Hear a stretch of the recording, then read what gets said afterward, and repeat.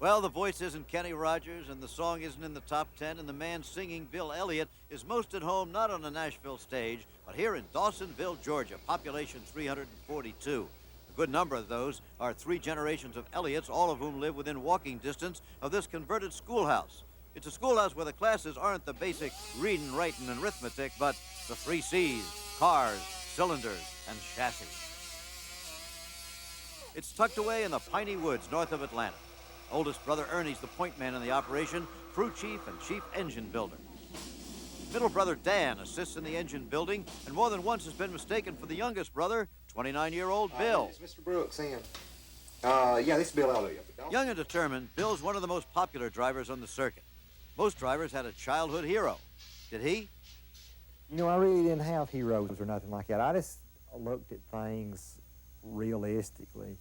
You know, I didn't go to very many Grand National races. I didn't really follow the sport. I think I went one time in '73. You know, and I think Pearson won the race in Atlanta, and I looked at him and said, boy, I'd like to do that. You know, I was sitting in the infield watching the race here, and I think he won the race that day, and I'd say, boy, I'd like to do that. Well, Bill wasn't alone in wanting to do that. The family was with him all the way.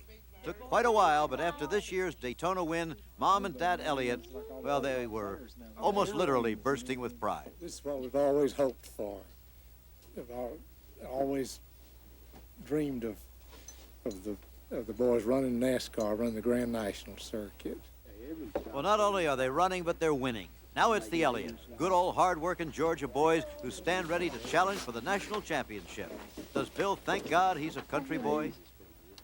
It depends on what your definition of a country boy is.